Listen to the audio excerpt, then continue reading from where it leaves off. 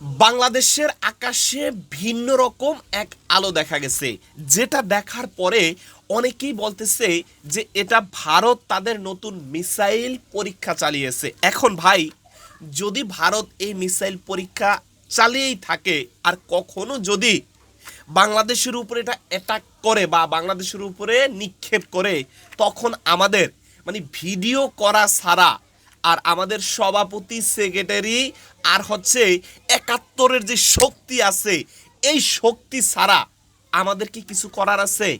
একটা জিনিস আমাদের প্রধানমন্ত্রী যেই আসুক পারবে।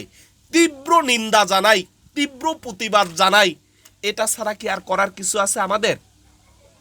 আমাদের আছে কি একগুচ্ছ সভাপতি আর সেক্রেটারি, যারা জাতীয় বেকার নামে পরিচিত, কোনো কিছু করে না, ওরে ধরে ওরে মারে, ওরে আমক করে ওরে সমক করে, সরকার পরিবর্তন হইলে ওরা আবার ওই জাতীয় বেকার হয়ে যায়। তো এটা ছাড়া কি আমাদের আর কোনো কিছু করার আছে? আপনি একটা জিনিস খেয়াল করেন, আজকে শুধু এখানে এই যে সরকার বিষয়টা তা না, এর আগেও যে সরকার আইছে, নতুন করে সরকার গঠন হয়েছে, সেখানে গঠনের পরে কাজটা হইল কি, সংসদ অধিবেশন বসছে।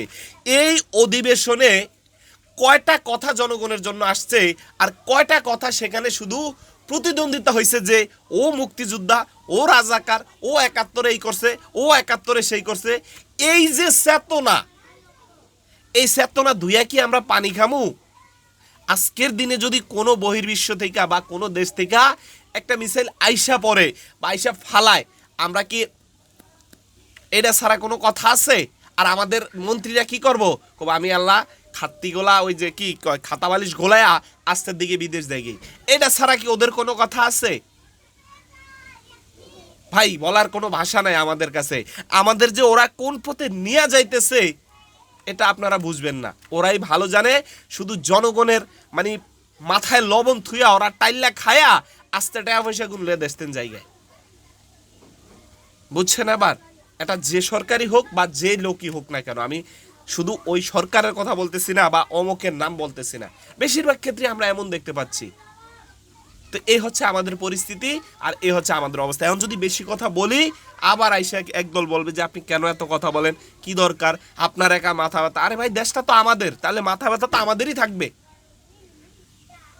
আজকে দেখেন ইন্ডিয়ার কি পরিস্থিতি চলতেছে, সেখানে মুসলিমদেরকে কি কি অবস্থা করতেছে।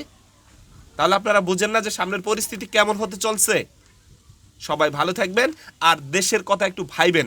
অন্তত ক্ষমতায় যারা আছেন একটু এই দেশের কথা চিন্তা করেন, অন্তত দুইটা একটা আইলে যে একটু ঠেকানোর মতো যেন অবস্থা আমাদের থাকে, আমরা যেন একটু ওটার মোকাবেলা করতে পারি, সেই ব্যবস্থাটা একটু অন্তত বাংলাদেশের জন্য কইরা দেন। এটা আপনাদের কাছে আমাদের জোর দাবি। আর সংসদে একটু জনগণের কথা বলেন, দেশের বর্তমান পরিস্থিতির কথা একটু আপনারা তুলে ধরেন, এটাই হচ্ছে মূল বিষয়। সবাই ভালো থাকেন। আসসালামু আলাইকুম।